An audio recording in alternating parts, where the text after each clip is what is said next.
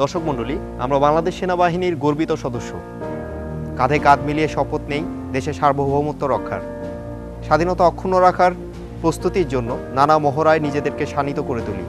এবারে আমরা বাংলাদেশ সেনাবাহিনীর প্যারা কমান্ডোর কিছু কার্যক্রম তুলে ধরছি।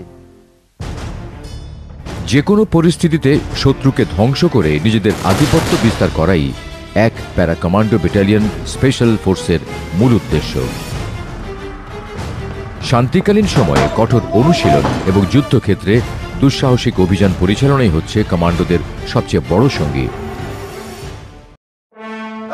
এই লক্ষ্যকে সামনে রেখে কমান্ডো ব্যাটালিয়নের সদস্যগণ নিজেদেরকে শারীরিকভাবে যোগ্য রাখার লক্ষ্যে নানা ধরনের অনুশীলনে অংশ নিয়ে থাকেন।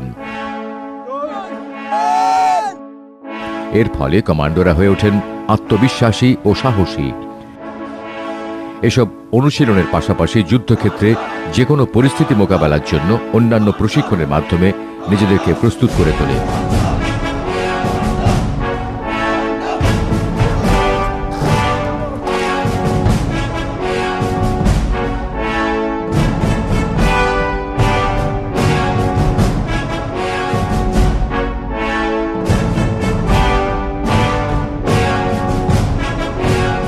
এক প্যারা কমান্ডো ব্যাটালিয়ন বাংলাদেশের একমাত্র স্পেশাল ফোর্স ইউনিট। এই ইউনিটের সকল সদস্য, অফিসার, জেসিও এবং অন্যান্য পদবী সৈনিকবৃন্দ তারা সকলেই একটি 6 মাসের কঠোর কমান্ডো প্রশিক্ষণ এবং এয়ারবোর্ন প্রশিক্ষণ করতে হয়। এই প্রশিক্ষণ অত্যন্ত কঠোর এবং ঝুঁকিপূর্ণ। এই প্রশিক্ষণে দৈহিক শক্তির চেয়ে মানসিক শক্তিরই প্রাধান্য বেশি। সেনাবাহিনীর সকল আর্মস এবং সার্ভিস থেকে শুধু ভলেন্টিয়ার সৈনিকদের নিয়েই এই প্রশিক্ষণে অংশগ্রহণ করে থাকে এবং এই প্রশিক্ষণ শুধু যারা যোগ্য তারাই শেষ পর্যন্ত প্রশিক্ষণ কমপ্লিট করতে পারে। এই কঠোর প্রশিক্ষণ এবং এই প্যারা কমান্ডো ব্যাটালিয়ন শুধু তাদের জন্যই যারা অ্যাডভেঞ্চার পছন্দ করে, যারা প্রশিক্ষণের কষ্টের মধ্যেই আনন্দ এবং গর্বিত হওয়ার উপাদান খুঁজে পায়। যুদ্ধকালীন সময়ে এই ইউনিটের দায়িত্ব হচ্ছে শত্রুর অভ্যন্তরে, জলে, স্থলে বা আকাশপথে যে কোনোভাবে অনুপ্রবেশ করে শত্রুর গুরুত্বপূর্ণ স্থাপনা ধ্বংস করা বা সেনা সদরের আদেশ অনুযায়ী কাজ পরিচালনা করা। আমাদেরকে শত্রুর ভিতরে অনুপ্রবেশ করার পরে হয়তো অনেক সময় রসদ ছাড়াই দীর্ঘদিন অবস্থান করতে হবে এবং এটা করার জন্য আমরা শান্তিকালীন সময় আমাদের 4টি প্রশিক্ষণ চক্রে আমরা প্রশিক্ষণ গ্রহণ করে থাকি এবং যুদ্ধকালীন সময়ের জন্য আমরা নিজেদেরকে উপযুক্ত রাখি। এই সকল প্রশিক্ষণের পাশাপাশি আমরা ফায়ারিং, বিস্ফোরকের ব্যবহার, শারীরিক যোগ্যতাকে আমরা সবসময় গুরুত্ব দিয়ে থাকি।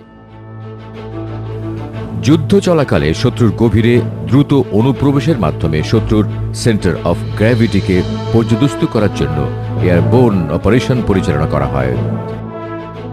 যুদ্ধে মূলত স্পেশাল ফোর্স বা কমান্ডো সদস্যরাই এয়ারবোর্ন অপারেশন পরিচালনা করে থাকে। সম্মুখ সমর যুদ্ধ অথবা অন্য যে কোনো রণকৌশলে কমান্ডোদের এয়ারবোর্ন অপারেশনকে সবচেয়ে কঠিন ও ঝুঁকিপূর্ণ সমরবিদ্যা বলে বিবেচনা করা হয়।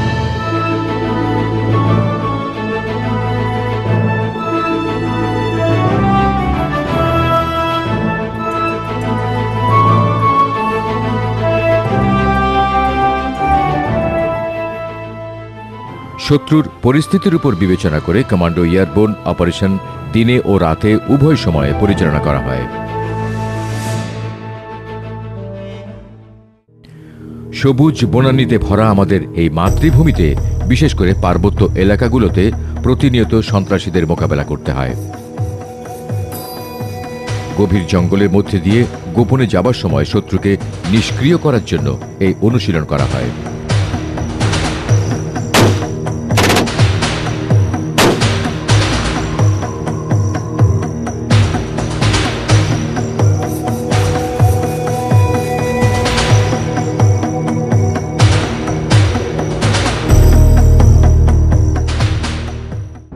দুঃসাধ্য খাড়া পাহাড় বা প্রাচীর বেয়ে ওঠার জন্য কমান্ডোরা রক ক্লাইম্বিং অনুশীলন করে থাকে। এছাড়া যুদ্ধকালীন বা অন্য কোনো সংকটে বহুতল ভবনে প্রবেশের জন্য স্লিদারিং অনুশীলনে অংশ নেওয়ার পাশাপাশি কঠিন বাধা অতিক্রমের প্রশিক্ষণও তাদের দেয়া হয়।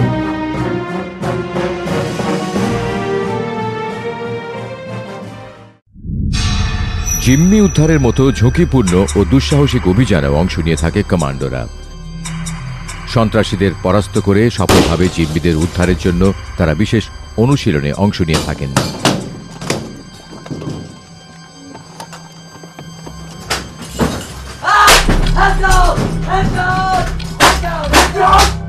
One kill!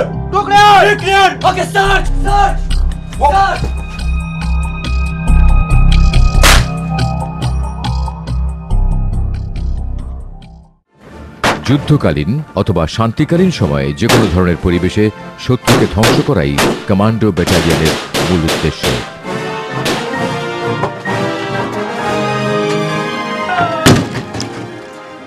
এই উদ্দেশ্যকে সামনে রেখেই এই ব্যাটালিয়নের প্রতিটি সদস্য কঠোর প্রশিক্ষণের মাধ্যমে নিজেদেরকে পরিপূর্ণভাবে প্রস্তুত করে তোলে।